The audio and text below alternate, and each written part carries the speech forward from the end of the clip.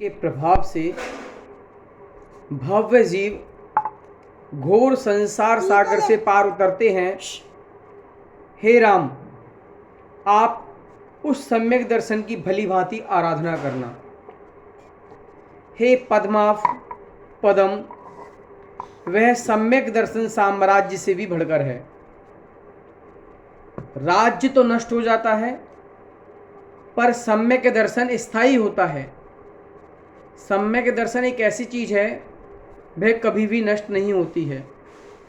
धन, संपदा, पुत्र, पौत्र, पुत्री, पैसा, रुपया, गाड़ी, बंगला, ये सब क्षणिक है।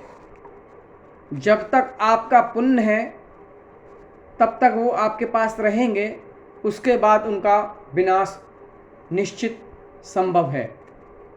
लेकिन सम्यक दर्शन स्थायी है, अविनश्वर है, उसको हमें नहीं छोड़ना है। सो हे पुरुषोत्तम राम, ऐसे सम्यक दर्शन तुम किसी अभव्य पुरुष द्वारा निंदा किए जाने पर छोड़ मत देना। यह बात कही थी सीता माँ ने राम जी से। जैसे कि लोक अपवाद में आपने मुझे वनवास दे दिया था, इसलिए हे रामचंद्र जी, हे पद्मनाथ जी, हे पद्म, आप अपने सम्यक दर्शन को त्याग नहीं कर देना। आगे बढ़े। हाँ। इसके बाद इतना मार्मिक संदेश देने के बाद, धन्य है सीते धन्य, जो तू इतनी बड़ी विपत्ति में पड़ने पर भी अपने पति को इतना दिव्य संदेश दे रही है। सचमुच में तू सती श्रोमणी है और पतिव्रताओं में अग्रणी है। इसके बाद हम सीता के अतुल धैर्य को उस समय देखते हैं जब भामंडल आदि जाकर पुंडरीक नगर से सीता माँ को अयोध्या में लाते हैं। सीता राम के पास भरी सभा में सामने जाती है। सीता माँ कहाँ पर जाती है? राम जी के पास जाती है, सभा के अंदर। और लंबे टाइम का पति से वियोग हो गया था, बहुत समय के लिए। तो उसके बाद पति मिलन की आशाएं हृदय में हिलोरे भर रही हैं।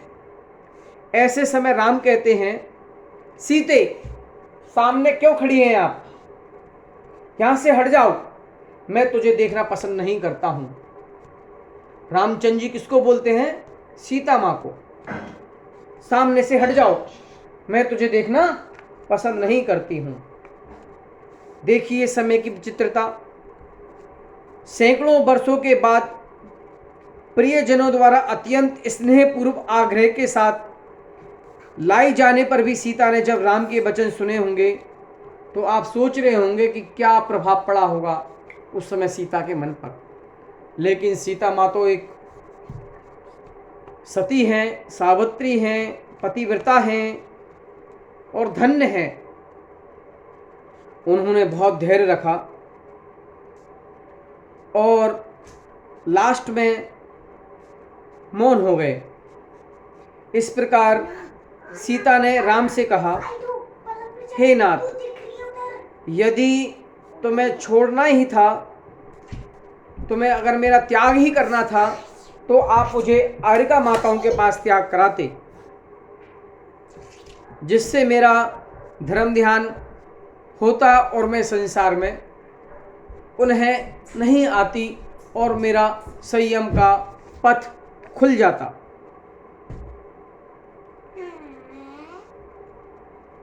मेरे साथ तुमने मायाचार किया है। इस प्रकार के वचन सुनकर राम जी मौन हो जाते हैं और कोई भी उत्तर नहीं देते हैं। राम जी थोड़ी देर बाद बोलते हैं, हे देवी, मैं तेरे निर्दोष शील व्रत को भली प्रकार जानता हूं, तुम्हारे भावों की विशुद्धता को भी जानता हूं, मेरे अनुकूल पति व्रत को भी खूब अच्छी तरह जानता हूं, लेकिन क्या करूं, समाज की निंदा मुझे सहन नहीं होती है। समाज की अपवाद, लोगों के द्वारा जो कान भरे गए हैं, उससे मेरे मन ने बहुत सारी कुटिलताएं भर दी हैं। मेरे कुटिल चित्त होता है लेकिन उन लोगों के मन में विश्वास पैदा करने के लिए मुझे ऐसा करना पड़ा, जो कि अनुचित है। इस बात को मैं भी समझता हूं। अंत में सीता माँ कहती हैं, अगर आपको अभी भी विश्वास नहीं है तो आप मेरी परीक्षाएं कर सकते हैं।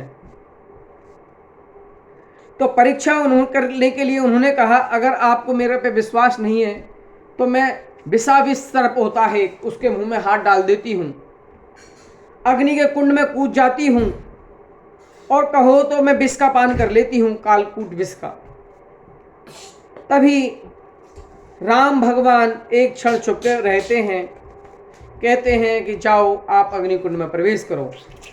तत्क्षण राम भगवान आदेश देते हैं कि 300 हाथ का एक अग्निकुंड बनाया जाता है और उस अग्निकुंड में सीता माँ प्रवेश कर जाती हैं।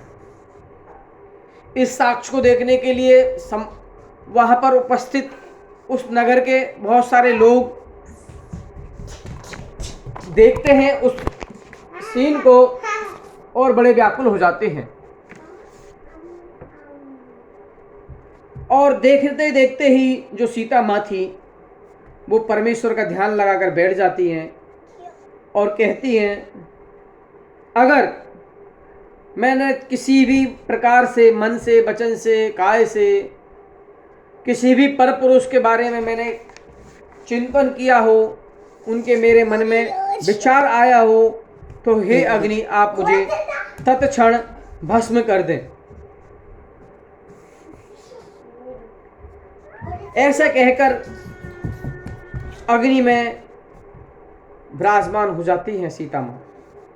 लेकिन वो सीता माँ जो हैं, आप सभी को पता है, पाठक जनों को पता है, वो एक सम्यक दृष्टि थी और शुद्ध शील व्रत के धारण करने वाली थी। उन्हें संसार कोई बड़ा से भी भय विचलित नहीं कर सकता। सबको पता है धन, पैसा, रुपया, जायदाद, ये सब चीज़ अस्थिर है, क्षणिक मात्र है। जितना आपका उनमें पुण्य है उतने समय तक आपके पास रहेंगे।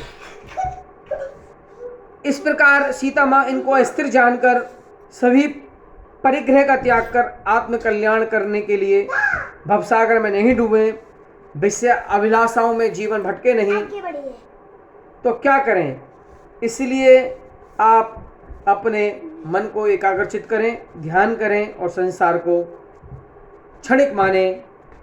इस प्रकार हम पुनः आगे ग्रंथराज पद्म पुराण की शुरुआत करेंगे। धन्यवाद।